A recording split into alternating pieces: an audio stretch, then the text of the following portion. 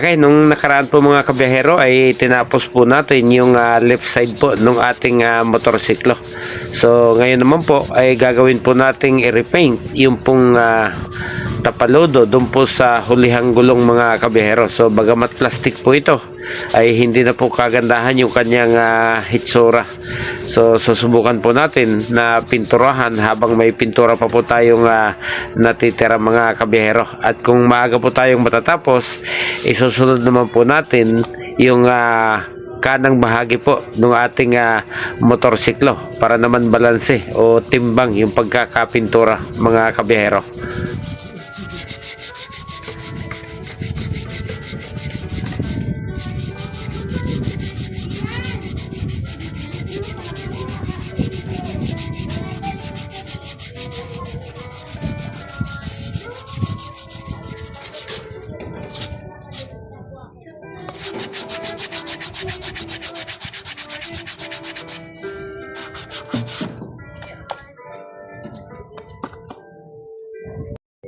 So mukhang okay naman na po yung pagkakaliha. May kaunti pa po tayo ditong primer. So ipa-primer po muna natin bago po natin lapatan ng kulay itim na pintura mga kabiyahero.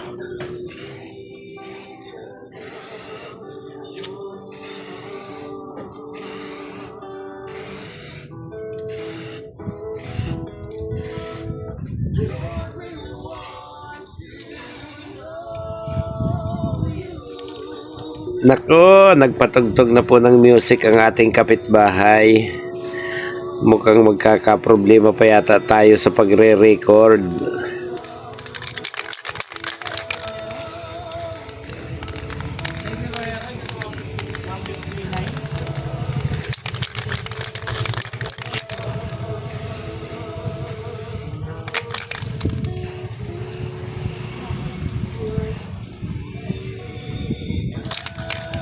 First time po natin gumamit nitong Boston na spray paint at nakita ko po kahapon na maganda po yung kanyang resulta. Maganda po yung kanyang pagka-finish pagkatapos po nating mapinturahan yung bahagi ng motorsiklong kinakalawang natin kahapon.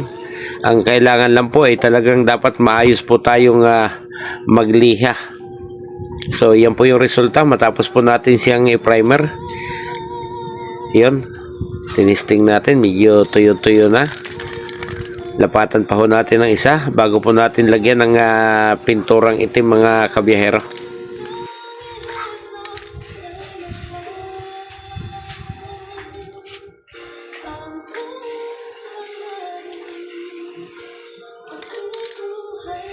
Ang isa po sa napansin ko rito, kahit halos nakadikit na po yung ating nozzle ng pintura doon sa ating subject, ay maganda pa rin po yung nagiging resulta ng lapat ng pintura. Hindi po katulad ng ibang brand na kapag medyo lumapit ka po doon sa iyong pinipinturahan, ay masyadong malalaki na po yung patak ng pintura. Hindi na po siya nagiging makinis at kung minsan po ay may tumutulo pa. Pero ito nakita nyo naman, kahit halos nakadikit na, mura pa. Yun po yung maganda rito.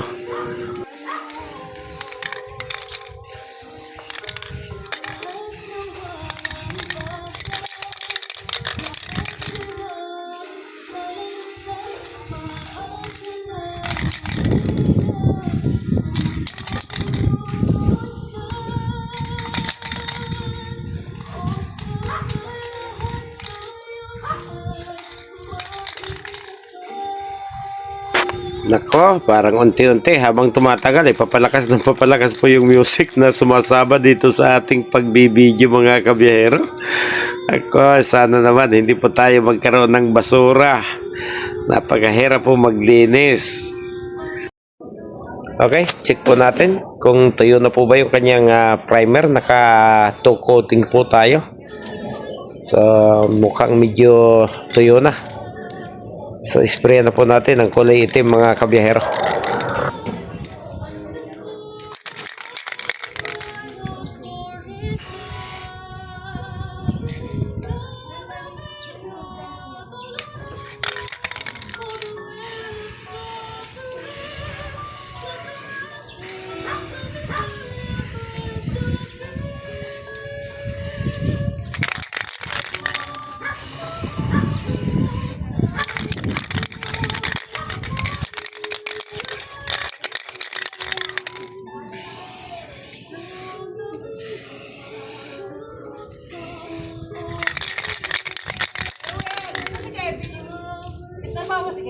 Oo. Ano Bakit? trabaho niya? Driver. Sa... Sa hire. Bakit? Naghahanap? Sabi ko kay Kuya, yung driver mo, pakupal-kupal yan. Huwag mo na kasi yan kunin. Usapan lang yung pasok alas 11. Pupunta dito. Wala pa. Wala pa, alas 10 na. Siyempre, yung mga figure ng manok, napapalya dahil sa kanya. Magkano ba isang araw doon? Anong oras? Mag-ano lang naman siya kuya, maghahatid lang ng ano, mag-drive lang siya. Libre pa pagkain niya. Saan kinukuha ang sasakyan? Kung may sementeryo, Dito. ay sinasaya mo, sabi ko kasi, pag wala kang driver, extrahan mo dun si Kevin. Sabi ko, sabihin si Kevin, dun ako sabihin mo eh. Ay, di ako. Oo, Sabihan mo. libre yung pagkain eh. Ha?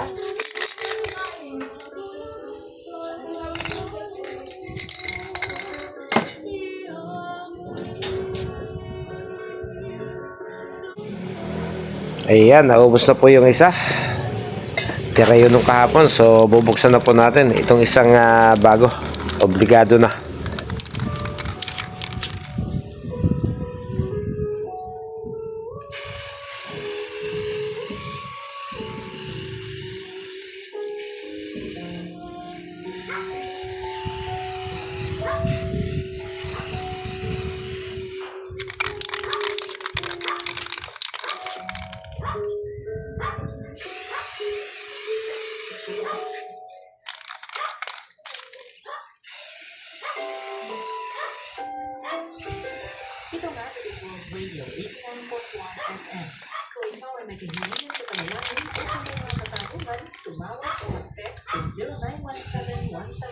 So ayan, lalagyan na po natin ng first coating ng itim.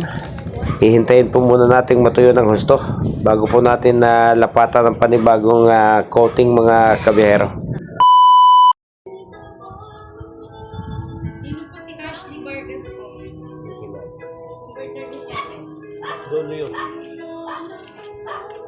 Dulo yun, sa dulo.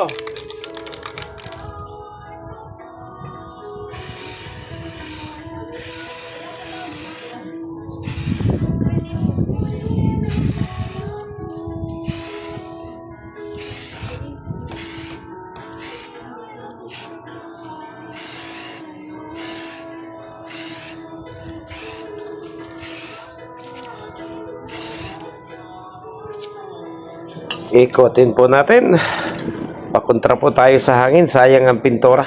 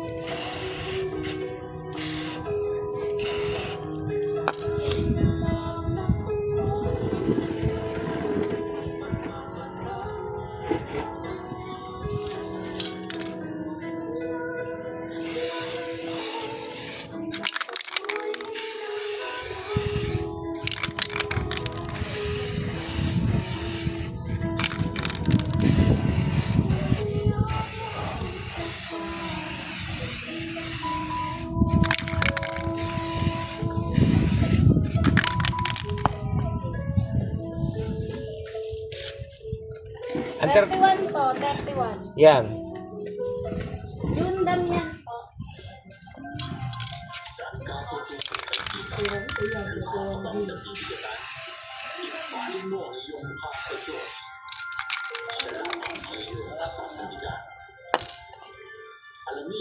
So, okay na po mga kabihero. Ito na po yung ating final color.